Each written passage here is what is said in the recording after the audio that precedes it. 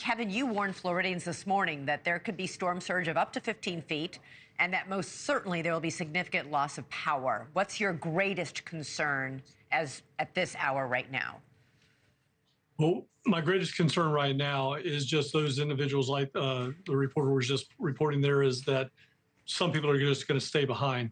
Every one of these deaths that happen post landfall that are drowning or a blunt force trauma, that means somebody stayed in a situation where, and maybe a piano or a piece of furniture slammed them up against a wall and they died from that blunt force trauma. All of those can be avoided if people will just evacuate.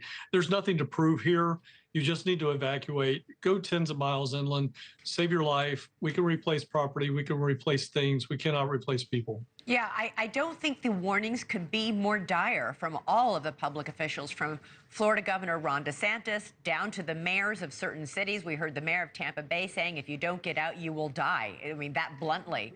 The Governor DeSantis said much the same thing. And yet people like Alex was just talking to are saying, I'm really nervous, but I'm going to stick around. Yeah, I've talked to Mayor Castor a couple of times over the last few days, as well as obviously been with the governor almost 24/7. And yeah, we've all been just beating the same drum that this is a powerful storm.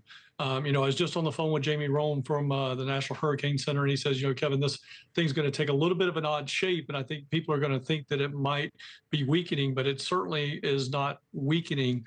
And then getting lured into the false sense that this thing is going to weaken just before landfall.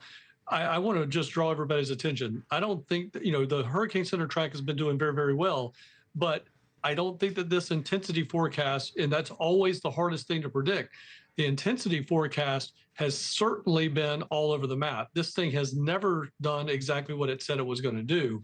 We've been in a Cat 5 territory twice now. We had 185 mile an hour winds last night, or 180 mile an hour winds last night.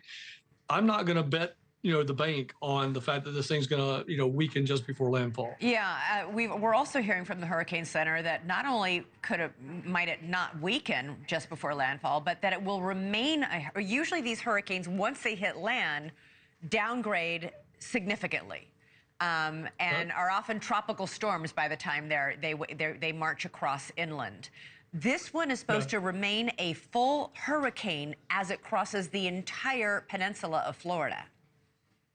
Yeah, Elizabeth, Orlando, Florida, where the eye is expected to go at or near 105 mile an hour winds in Orlando, Florida. I don't think they've seen that in quite some time. I don't think Ian was quite there. I think it was about a Category 1 hurricane by the time I went over there. But this is going to be a Cat 2 going over Orange County, Orlando, Central Florida, exit the state as a full, strong Cat 1 with 90 mile an hour winds. So again, it's going to be a full hurricane, to your point, all the way across the state of Florida. And then the storm surge on the East Coast, where we've had Hurricane Nicole and the remnants of Hurricane Ian, where those vulnerable structures are at on Daytona Beach shores, northern Brevard County, Space Coast area. Yeah, we've had a lot of damage over there in the last 2 years, and it's still a very, very vulnerable coastline from those hurricanes. So what resources are you mobilizing to combat this storm? Tell me what we expect it's going to hit you in about 24 hours from now. What are you going to spend the next 24 hours doing? Well, the shot that we're showing right now is our 20,000 person responder camp that's at Tropicana Field. That's only rated to 110 miles an hour. So we are going to start breaking that down today so that we can get out ahead of the storm. But we've got over 43,000 electrical line workers in the area, 8,000 National Guardsmen, 2,000 plus urban search and rescue staff and personnel. We've got hundreds of engine strike team personnel that are going to be coming into the area. We've got obviously emergency management agencies and assistance from just about, I feel like just about every state in the United States right now, at least about 25 counties, or I'm sorry, 25 states. So we've got more than enough resources here to respond to this. We are ready to respond. We've been preparing for this. Back in the spring, we ran some exercises where we had multiple Cat 3 plus hurricanes hitting us 3 weeks apart, 2 weeks apart, much like the 2004 hurricane season. So we wanted to be ready for that. The team is ready. Are they tired? Yes. They've had Debbie, they've had Helene, they've had now this storm here. So we're ready. we're looking forward to helping all those Floridians get back on their feet after this. But we got the resources. Thanks so much for watching. Go to joinnn.com to find NewsNation on your television provider.